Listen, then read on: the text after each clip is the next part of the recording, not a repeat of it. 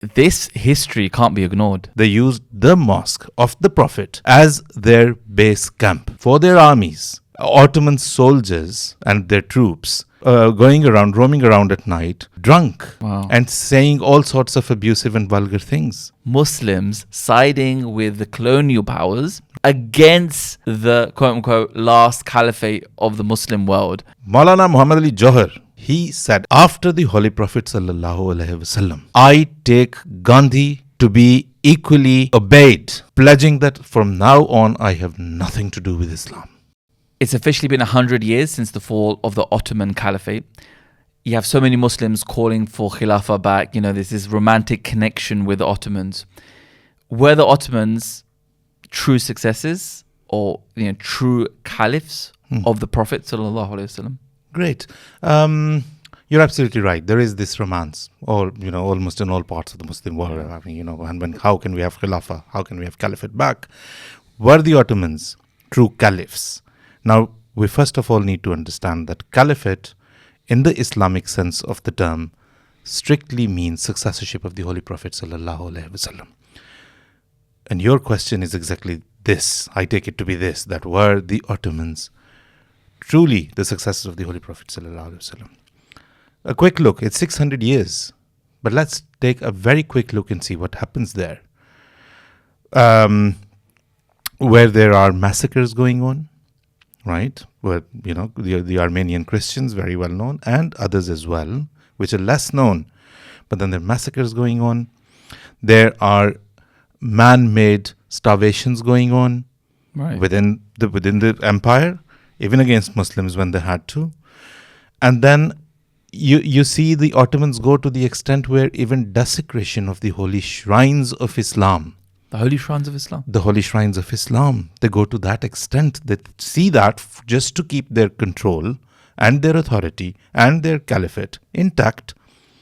They don't even stay away from desecration of the holy shrines of Islam. Okay, so tell me more about these holy shrines that they're desecrating holy shrines. What happens is that within the empire, there was a lot of infighting going on. The Arabs had never accepted the Ottomans as not even, let's not even speak of true caliphs, not even accepted them as their rulers.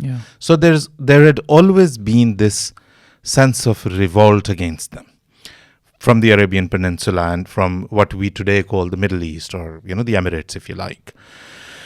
They had always had this aversion for the Ottomans, and they always had this, there were uprisings a lot of the times that were going on. To suppress that, from 1916 to 1918, there is an episode where, to suppress the Sharif of Mecca and his armies from carrying out any uprising, the Ottoman Empire sends Fakhruddin Pasha, but more commonly known as Fakhri Pasha, as the custodian of Medina. And the whole purpose is, when Fakhri Pasha goes in, it's to push back. The idea was to push back the people of Medina, the residents of Medina, the rulers of Medina, as they saw themselves, the Sharif of Makkah, etc. But Fakhri Pasha took it upon himself to drive them out. Right. In doing that, he used the mosque of the Prophet, Masjid an-Nabawi as we call it, sallallahu alaihi wasallam. They used the mosque of the Prophet as their base camp for their armies. Wow. As in the physical mosque, as a physical mosque inside. And not just that, Fatir. Even the burial place of the Holy Prophet sallallahu alaihi wasallam, the room of the Holy Prophet where he is buried down, because that's not where it is, where you see apparently it's downstairs. Chamber underneath. Yeah, it's like a basement. That was used as a storage, as a depot of ammunition. Oh my God. That is where it was stored. And the minarets were used as fire posts. That is where they would fire from, the minarets of the mosque of the Prophet, peace and blessings of Allah be on him. They didn't care. So shells were bouncing off the dome. It's a war zone, basically. It was a war zone. And the whole idea was to drive the Sharif Makkah and his people, the residents of Medina, out of it and to occupy, to siege Medina. It's known as the Siege of Medina. It's recorded history where they have actually testimonies from eyewitnesses, or not even eyewitnesses, the victims, I would say, how it all happened. And they tell, it's all on record, and they tell what a war zone it had turned into. The brutalest war zones where all sorts of crimes of war were carried out. And the residents of Medina from that time tell how they would see the mosque of the Prophet being dishonored, and how they would see Ottoman soldiers and their troops roaming around at night, drunk, and saying all sorts of abusive and vulgar things. So and all of that went on in the name of Islam. And this is the Ottoman Caliphate carrying out all of this. Yeah, this is so important, because when people are calling for the Caliphate to come back, yes, and they're referencing the Ottoman Empire, this history can't be ignored. It cannot be, and it should not be ignored. So we need to remember what Ottoman Caliphate was all about. Yeah. You see? I think some people would also argue that, look, there was also a lot of good done. For example, you had the Hijaz Railway, which was ultimately going to connect Mecca and Medina. It was going to science, architecture, even today, there's beautiful mosques, and medicine, there's all the... So people would argue that, hang on a minute, there was so much good done as well under Caliphate. Yeah, I mean, by all means, they can argue that. And they wouldn't be too wrong when they argue that. You just mentioned mosques and architecture and everything. Of course, there was a lot that went on. The Hijaz Railway was obviously a grand project, a wonderful one, But all of that credit can go to the Ottomans. But the credit would only be just as much as you would credit any government of doing something good, any ruler of doing something good. And the Caliph / Sultan, whatever you want to call him, the king, I would say, was, he was doing as much good as he could to keep his authority. He was an absolute ruler, right? He could do what he wanted. Yeah. So all of this, science, technology, travel, etc., all of this was good governance, maybe, as much as good. But we're talking of caliphate, because if you want to keep that caliphal outlook with the Ottomans and really want to see them, God forbid, as successors of the Holy Prophet ﷺ, there is a lot more that you need to look at. So you need to look at what the Holy Prophet ﷺ stood for and his first 4 caliphs stood for. Do we find that in the Ottomans? Absolutely not. Right, that's true, and it is like a government, of course, and there's a clear differentiation between good governance and caliphate. What about services for Islam then? But what did the Ottomans do in that? Oh, I mean, I don't see what can be... yes, they're seen as custodians of the holy shrines. And that probably, if you go through Ottoman history, that probably is the one only big hallmark, or presented as a hallmark, of the Ottoman Caliphate, and seen as a great service for Islam. Yeah. But how that was acquired, like I've just told you, that custodianship, I mean, the Arabs were never happy of Hijaz and Najd. They were never happy by Ottomans being the custodians.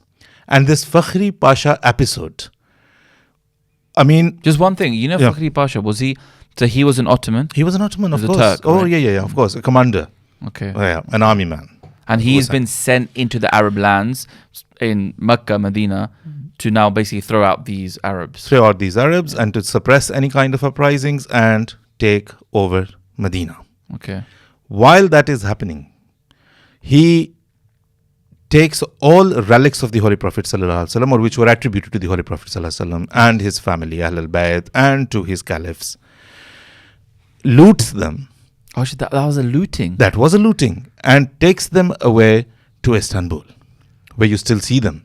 Yeah, I mean the Turkey. There's so many displays that go on where Absolutely. they actually have a day where they go and they uncover the cloak of the Prophet ﷺ. They were taken from the room of our beloved Master, Holy Prophet ﷺ, and taken over to Istanbul, right? Constantinople, the capital of Turkey, of the Ottoman Empire at that time, right?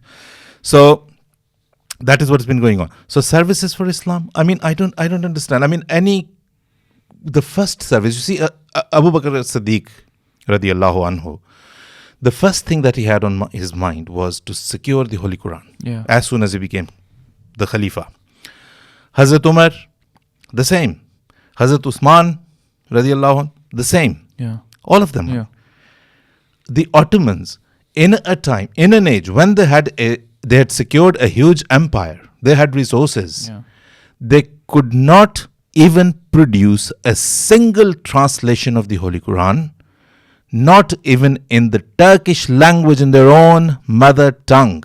Not even a single translation. Not even a single translation. So what kind of a service do you expect from such an emperor? Let's just take away all of these, titles. Yeah. His self-styled caliphs. Mm-hmm. So what do you even expect from them? So there's nothing like that. Any missionary sent out? Anything done by the empire? Yes, maybe there might have been religious circles, religious sects doing something on their own. Yeah. Or mystics, Muslim mystics doing something Sufiya on their own. The empire is completely aloof, any theological, any religious, any spiritual side of Islam, and only worried about how big their empire is growing, Yeah. how much it's swelling. Yeah. That's their only concern. Yeah, I think that's so important for Muslims to understand, especially in the modern day. Like, if you want caliphate, then you have to realize what kind of caliphate are you asking for. Yes. And when you're referencing the Ottomans, then you have to keep all of this in mind as well. Absolutely. And this was not like the caliphate of the Khilafat al-Rashidun, the rightly guided ones. The problem which I have now is that, look, you have, of course, these Arab revolts. Right. Now World War I comes. Now, how come there are Muslims siding with the colonial powers Right. against the quote-unquote last caliphate of the Muslim world? Yeah. And they're fighting against the Ottomans. Like, you have the Indian Muslims, you have Arabs. Yes. What's happening? You see, why the Indian Muslims started to see the Ottoman Empire as the Ottoman Caliphate and why they suddenly grew that sensitivity for them, we come to that a bit later. Yeah. Right? Yeah, because that's another issue. That's another issue. Yeah. When the World War starts, like you just rightly pointed out, all Indians, we've talked about this in one of the other podcasts, where all Indian Muslims, Yeah. all communities, all sects came together to say to the British Raj that we're with you, we're loyal to you, we're not with the Ottomans at all. Come what may, we're going to fight for you, sir, the Viceroy, and Your Majesty the Queen, the King, we're going to be fighting for you. We're not going to be fighting for the Ottomans. This is a tough pill to swallow for a lot of Muslims living in the West. Indeed, yeah. That Muslims in India fought for the British against the only Muslim empire left. Clearly stating that the Ottomans are wrong. Yeah. It's a wrong decision. Yes, they're Muslim. Yes, we're Muslim. But we're siding with you, sir. We're not going for the Ottoman Caliph. We're not going to side with him or his caliphate. Muslims are saying this. Muslims are saying that. Every Muslim community. So then what's the issue then? Why? Right. So why are they the first question is, why are they going against them? Right. Why are they going against the Ottomans? Yeah. It's because of that. We've spoken about this in detail. It was thought that because every Muslim sect saw it as very Islamic Yeah. to support your ruler and not revolt against them. And siding with Turkey, siding with the Ottomans would have meant revolting against your own ruler. Right. And that could have had adverse results. And would you say there was some resentment as well against the Ottomans because of all these issues that were happening? Because of these issues, you see, some Especially parts from the of Arab countries. Yeah, some parts of the Muslim world were completely aloof to this caliphate anyway. So if you go into the East Indies, where like you go into Malaysia, you go into Indonesia, they were like kind of aloof from it. Right. The Arabs, they never accepted them in any capacity, not to speak of a caliphal capacity.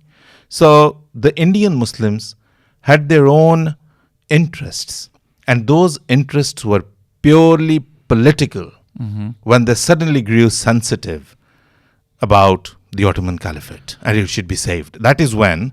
Okay, wait. When? So they fought, the Indian Muslims have fought against the Ottomans with the British.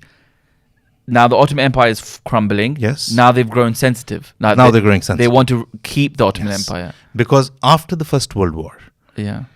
India was promised Swaraj, self-governance. And now it was being seen, because obviously the British Empire wanted to wrap up, right? Yeah.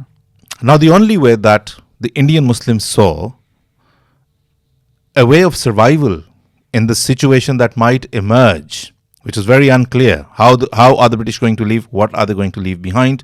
They saw that the way it's going to be after the British left, the situation is going to be predominantly Hindu. It's going to be heavily tilted towards Hindus, because there were a majority. Muslims were in minority, right? Now they want to secure their position. And they want some kind of a motivation to bring Muslims together and to kind of revolt against the British, because the British have clearly said, we're now thinking of giving you Swaraj, self-governance, and we're now going to see how we do that. Muslims need an identity. It all came down, this romance and this, sudden love with the Ottoman Caliphate in the Indian Muslims. It came as soon as they realized that as Muslims, they had no identity. And they need a political identity, and they needed to create a political identity. Right. In doing that, ironic as it is, they start a Khilafat movement. Okay. To save the Ottoman Caliphate. And guess who they choose as one of their leaders? Mohandas Karamchand Gandhi. A Hindu. A Hindu. So to save the Caliphate, to raise the voice for Caliphate, to lead the Muslims towards saving the Caliphate, they don't find anyone better than Gandhi. Okay, I must tell you, while we are on Gandhi, Maulana Muhammad Ali Johar, one of the stalwarts of Khilafat movement, founders and leaders of the Khilafat movement, a scholar, he said, and it's on record, that after the Holy Prophet sallallahu alaihi wasallam, I take Gandhi to be equally obeyed in any case, wherever he's leading us now. So that statement is from Muhammad Ali Johar. And do you have that statement? It's on record. Okay. Right? Muhammad Ali Johar, there are other few statements as well. I mean, like another statement attributed to Muhammad Ali Johar is where he says, and I can actually quote this. Yeah, and we'll show this on his own screen words. as well. And if you can, that'd be great. Where he says, we can reach the mob only through religion. Mob? The public, the general public, the masses, the Muslim masses, right? And even this he retracted afterwards. He said, no, he tried to disown it, but everything is on record. Like I said, it's really very hard to get rid of history. You see, it doesn't go. It sticks. It stays around. So wait. Let me just clarify this for those listening. Yeah. I think a lot of Muslims will, it's going to be tough for them to listen to this. The Ottoman Empire, the British are leaving India. Mm-hmm. There's this now Muslims in India, they want this identity. They want to reestablish caliphate. They know the Ottoman Empire is falling. So a Khilafat movement starts. Yeah. And you're telling me that the person in charge of this Muslim Khilafat movement is Mahatma Gandhi. Right. When I say that, I must clarify this here. There were quite a few, like I've just pointed this out. Khilafat movement had absolutely no religious grounds. It was given a garb of religion. Okay. It had absolutely no religious roots or grounds at all, like we've just seen from Muhammad Ali Johar's statement. Right. We need religion to mobilize the masses. We need to use that. Mm-hmm. And it's not only him, other leaders as well. Yeah. One of the prominent ones, Abdul Bari from Farangi Mahal, very famously known and was also a part of this Khilafat movement. He says, it's in Urdu, I translate. He says, until the ulama take the reins of politics in their own hands and cross their voices with those in authority, it will be difficult for them to establish their religious supremacy. Moreover, the fulfillment of their higher aims will remain merely an empty dream. Yeah. Right? So they're saying religion needs to take over Religion politics. needs to be brought in because Muslims, of course, you're mobilizing Muslims. So it has to be tainted with religion and Islam. So Khilafat movement had absolutely no Islamic grounds, just as the Ottoman Empire didn't. Right. It was a political entity the Ottoman Empire. It was an empire with geopolitical interests, and Khilafat movement was exactly the same, of a very geopolitical outlook only. So much so. Now, where Gandhi comes in the picture? Gandhi is leading all of these, the movements against the British and an independence movement, if you like, on behalf of the Hindus. And then this is a time when Hindus and Muslims actually come together. Right. Not all of them, though. I mean, the Khilafatists, as they call them, the Central Khilafat Committee, CFC, more commonly known as. And Gandhi is already running a Tahrik-e-Tark-e-Muwalat. Right. Now, so Tahrik-e-Tark-e-Muwalat is, in simple terms, non-cooperation movement. Yeah. That is how it's known in the history of India. Right. Another movement in full swing, again being spearheaded by Gandhi, is the civil disobedience movement. We're not going to obey the British. We're not going to cooperate. We're not going to buy their goods. We're not going to do this. Doesn't that sound familiar? Yeah. Like with things going on these days. Yeah. Didn't work. It actually hasn't. Right. Yeah. It never has, you know. I mean, it never has had any influence, and I don't think it does. But anyway, so Gandhi has got several movements in place already. He sees this Khilafat movement, which is a purely political movement, as a good opportunity to bring all of these three together and gain more momentum. Yeah. Right? So he readily jumps onto the bandwagon, and the Khilafatists jump onto the bandwagon of the non-cooperation movement. And there you go, a love story between Mahatma Gandhi, the Hindus, that, you know, Muslims, especially in Pakistan, seem to hate a lot. Yeah. Why you've worked together, right? So that is where you've chosen each other as your leaders, right? Yeah, exactly. And So- that too to establish Khilafat. To establish Khilafat. So there we are, Mr. Gandhi leading the movement, right? The Muslims, many of them were not even in favor of, because most of them never saw. I mean, the Deobandis, they never accepted the Ottoman Sultan as a caliph, because they could not imagine or accept a non-Quraysh to be a caliph. Oh, I see. And the Ottomans weren't, obviously, of Qurayshi origin. Yeah. Right? So Deoband didn't So accept. Deoband didn't accept them. Ashraf Ali Thanvi didn't accept them. The Shias didn't accept them because they have their own concept of Khilafat and Imamate. The Ahmadiyya didn't accept them because they have their own concept and they had their Khilafat in full swing. Yeah. Right? So they didn't accept them. So there could be sympathy for Turkey, for the Ottomans, but not on the grounds of saving the Caliphate. Yeah. Because majority of the Muslims, they didn't even see. I mean, no other Muslim nation from any other part of the world came to support the Khilafat movement, which was very much Indian in its character. Right. Yeah. So nothing from there. That's I mean, it. even the Arabs didn't, Mm-hmm. because the Arabs by that time were British protectorate. Yeah. Exactly. You see, the areas of Palestine and Transjordan and Hijaz and Najd and all of the other the Emirates, all of them were British protectorates.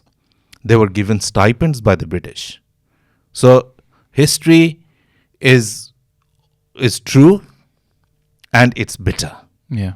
But all of these people who, I mean, the British promised that they're not going to harm when they go head to head with the Ottomans at war. Yeah. And when Muslims were pledging allegiance to them and loyalty to them, the British said that we pledge that we're not going to harm the holy shrines. Yeah. They didn't. Mm. But what history tells us, that those who harmed them were those who claimed to be caliphs, Yeah. those who claimed to be successors of the Holy Prophet sallallahu alaihi wasallam. And they were the ones who went to store ammunitions and weapons and grenades and bombs and shells and guns into the room of the Holy Prophet sallallahu alaihi wasallam and inside the tomb of the Holy Prophet sallallahu alaihi wasallam. How shameful. Yeah. And I think a lot of Muslims don't know that. They don't know it. So people calling out re-established caliphate. What caliphate are you talking about? The other thing is, didn't the Khilafat movement and Indian Muslims, when they wanted to protect caliphate and keep it afloat, didn't they go to the British as well for help? They did. I mean, this Khilafat movement, because they tried different avenues. Right. And they kept losing loyalties of people because some of them had joined. Yeah. Like Abul Kalam Azad and others. They said, we don't want to see any violence. We want it to be a non-violent movement. Right. But then with all of this coming together, the non-cooperation movement, the civil disobedience movement, the Khilafat movement, things did turn violent here and there. Yeah. And most of them just kind of withdrew. I mean, Abul Kalam Azad obviously was more interested in the Congress always. Yeah. They move away, right? And the Khilafat committee or the Khilafat movement loses momentum. But then what they want to do is they want to, all of a sudden, they announce their plan that they want to go to London, to 10 Downing Street, to see the Prime Minister of England, Lloyd George, and ask him to save their caliphate. That's insane. And not harm their caliphate. So, lo and behold, what do? When they come here, they get an audience with the Prime Minister, sit with him, request him, beg him. I don't know if you can show this on the screen. Yeah, we will. For the caliphate to be saved. So all Muslims who always keep crying and whinging and moaning about who was loyal to the British, they must come forward and tell us what was going on. The Prime Minister and the Indian Khilafat delegation, published by both, by the House of Commons as minutes of the meeting, and also published by the publication wing of the Khilafat movement. That's right. This is insane. A delegation of Indian Muslims, and for the listeners, it's very important that Indian Muslims had a massive political effect on all Muslims, of course, and that's another history. But they're going to 10 Downing Street. They're going to the British Prime Minister, and they're asking him to save the Muslim Caliphate. Yes, can you please let our Caliphate survive? Wow. So just, and this is Maulana Muhammad Ali Johar. Yeah, he's not a normal person. Not some other person from history, one of the leaders. And just look at the delegation. I mean, it had Muhammad Ali Johar. Yeah. It had Sayyid Hussain. And it had Maulana Sayyid Sulaiman Nadawi with them. These are all prominent Muslim scholars. All prominent Muslim scholars there in the room, one of the rooms of 10 Downing Street, with the Prime Minister, begging him, please save our caliphate. Insane. Insane. I think anybody who's too worried about all of this, connection with the British, this community has British connections, this community, they need to come and answer this first, and then we'll talk about anything else. Yeah. You're begging the British to save the successorship, the caliphate of the Holy Prophet Sallallahu Alaihi Wasallam. So these things need to be answered first before you start mudslinging and pointing fingers at others. Yeah. It's just one more. I want to read it out from here. Sure. Yeah. Definitely. And I'll quote so that it's not seen as opinion. Yeah. And I do really want to request people who want to comment on this afterwards, because usually people would come and say, oh, this is a lie. Yeah. Oh, he's lying. I'm giving you proofs, and I would really want someone, whoever wants to come back with evidence. Yeah, at least as reliable and credible as this. At least, right? Now the Prime Minister asks, what exactly does Caliphate mean to you or Muslims? And Maulana Muhammad Ali Johar replies, Sir, and it's a long answer, Islam has always had two centers, the first a personal one and the other a local one. The personal center is the Caliph, or the Khalifa, as we call him, the successor of the Prophet. Because the Prophet was the personal center of Islam, his successors or Khalifas continued his tradition to this day. Do you know what the Prime Minister asked to Maulana Muhammad Ali Johar after this brilliant answer? Yeah. He said, why then is it hereditary? Because if it's something if it's spiritual, how come that, a son becomes the next king or Khalifa, he's calling. And do you really want to listen to the answer that Maulana Muhammad Ali Johar gives. He says that is a point which will clear up the whole question of the Khilafat. Islam required temporal power for the defense of the faith. And for that purpose, if the ideal combination of piety and power could not be achieved, the Muslim said, let's get hold of the most powerful person, even if he is not the most pious, so long as he places his power at the disposal of our piety. So, what you're saying is, you're begging for a caliph to be saved, a caliphate to be saved. You're saying it's the successor of the Holy Prophet ﷺ, and then you're admitting to the Prime Minister of England that he isn't pious. But does that matter? We need power. We need somebody with authority. So there we go. I think this is where the problem comes in now, even in the modern day discourse. Muslim youth think that caliphate, and not just the youth, even the elders, they think it's just a political power. Yes. And they've detached the spiritual entity, which is the first most important aspect of it. As mentioned in the Quran, as we know from the Khilafat Rashidun, they've detached that. Yes. And they've made it into this thing that even during the time of the Ottomans and post-Ottoman Empire, that Muslims accepted, we just need power. We just need power. And that's what they're begging for. That's what they're doing what they can for. You know? And it didn't work. It never has worked. So the Khilafat movement ended, right? The Khilafat movement obviously just came to an end around the time when the Ottoman Caliphate was eventually abolished. And you see, it wasn't abolished by the British per se. I mean, the domestic, the homegrown movements against the Caliphate, the Young Turks, led by the likes of Mustafa Kemal Pasha.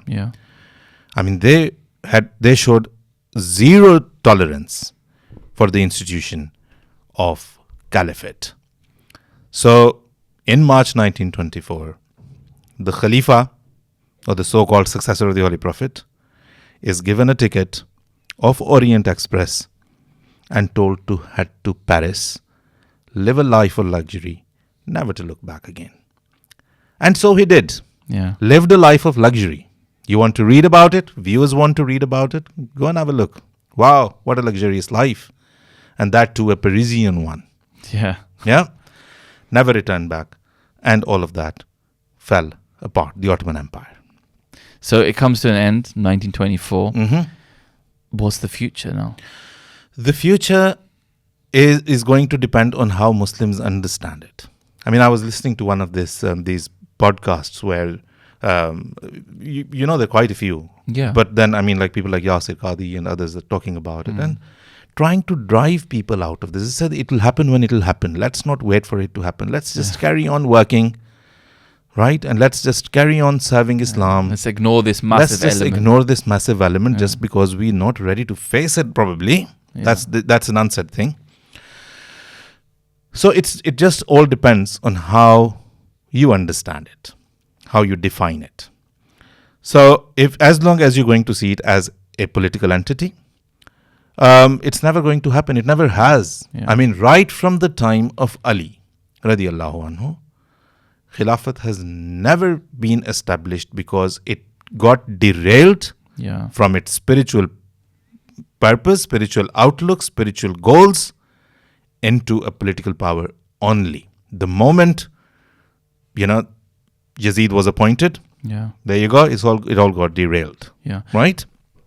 So as long as you see it as a political power, as a political entity, it's not going to happen. Why?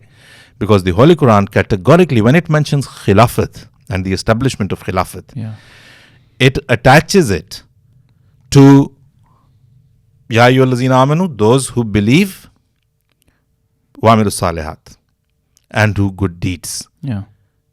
They're promised that they'll be given Khilafat. There's no political dimension at all. So as long as we do not get rid of that, the world does not get rid of that, Khilafat cannot be established. And the only caliphate that will have to remain acceptable is the one that claims spiritual goals, spiritual motives, and spiritually the purpose of spiritually cleansing people. Yeah, I think that's so important for Muslims to realize the spiritual element of Caliphate first and foremost. And look, I would also like rationally speaking, say Caliphate, this political Caliphate was established today. I mean, in whose right mind would Muslims believe that suddenly Muslims are all going to accept that Absolutely. Khalifa, right? I mean, you see, where can you potentially see this ambition? I mean, it could be with the Khadim Haramain Sharifain, the custodian of the holy shrines, i.e. the king of Saudi Arabia. If he was to assume this role of a self-styled Khalifa, that since I am the custodian of the holy shrines, I am going to be the Khalifa. Are the Ahl Hadith, are the Barelvis, are the Deobandis, are the Shia, are they going to completely put aside his Salafi character and his Salafi belonging to the Salafi movement and his Salafi beliefs and say, all right, okay, we're happy to follow him as a Khalifa? If it was to be someone in Turkey again, who might think, as I'm sure Mr. Erdogan does sometimes feel like, it appears that I could be potentially the new Caliph with that Ottoman kind of backdrop. If he's going to be the one, is Saudi Arabia going to hand him the keys of the holy shrines and say, there you go, sir, Mr. Khalifa, you please take over? That isn't going to happen. Someone from the Barelvis, if he gets up, there have been many movements. There have been many. In Pakistan alone, Maulana Abdul Sattar Niazi, all of a sudden, we should establish Khilafat. Dr. Asrar Ahmed, all his movement, Tanzim-e-Islami, was based around the re-establishment of Khilafat. Maududi was a self-styled Amirul Mu'mineen, Khalifatul, Muslimin in his own imagination. Never happened. Egypt, Ikhwanul Muslimun, heavily inspired by Maududi. Never happened. Modern times, Daesh. Of course. Modern times, see what's happened. I mean, if it was a caliphate at all, the Daesh one, if any service that is done for Islam is blemish the name of Islam so badly that it's really difficult for the whole of the Muslim Ummah entirely to come together and wash away that big blotch that they've left. On a final note, there was another caliphate which was established and which was parallel to the Ottomans and which exists today. And that, of course, is the Ahmadiyya Muslim Caliphate. So where does that come into this whole picture? You see, the Ahmadiyya Caliphate ran parallel to the Ottoman Caliphate for 16 years. From 1908. I mean, some historians would actually argue that by 1908, the Ottomans had actually, just gone deflated. Right? That's it was at a point where it was just steadily heading towards. But let's take it from 1908 to 1924. So it's 16 years. They're running parallel. I don't know if you have the time to go into all the detail. I just want to take one or two examples. The first one is that as soon as the Ahmadiyya Caliphate starts, I mean, call them what you want. You don't want to accept them as Muslim, you don't want to, but then who, no Muslim sect accepts the other as Muslim, right? Unfortunately. No resources, nothing at all, starts in a tiny village in Indian Punjab. And the first task they take upon themselves is translating the Holy Quran into the English language under the auspices of the Caliphate, because they wanted to have it translated into English for the first time by someone who understood Arabic and English both, who had the proficiency level where they could understand the depth of both. That was the first task. That was the first task they took upon themselves, right? The Ahmadiyya Caliphate. And the other is striving to send a missionary to London. Right? An empire sits there just protecting its political and geographical boundaries and interests. Like the Ottomans. And then there is this other caliphate who has absolutely no funds.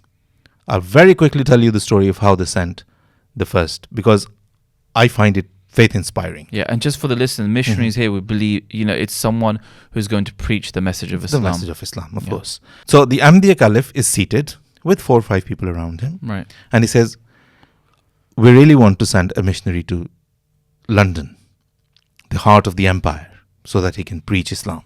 Yeah. And everyone just looks in astonishment and surprise, because everybody knows there aren't that many funds. And then they say, well, okay, let's see what we can do. Is there anybody who can go? Who can be suitable? Oh, him. Okay, Fateh Muhammad Sial. All right, okay. Knows English. Let's send him off. So let's, donate as much. So let's pool all the money that we have in our pockets and let's see what we can get. It's still short by a few hundreds. Okay. So more money comes in from some other donors. And this first missionary, when he departs from India in 1913, he says that I only had enough money to buy a ticket and board the ship and get to London. Wow. I did not know how I'm going to survive, how I'm going to carry out the work. But then they did. Fast forward 11 years, 1924. Conference of the Living Religions of the Empire happening in London. The Ahmadiyya Caliph, Hazrat Mirza Bashiruddin Mahmood Ahmad, travels from India, 1924, to Paris, because he's going to stay in Paris a little while and before he goes. In the same year, the Ottoman Caliph had traveled towards Europe as well. One was coming to lay the foundation of the first ever mosque in London. The other was coming, pledging that from now on I have nothing to do with Islam. Yeah. So there you go.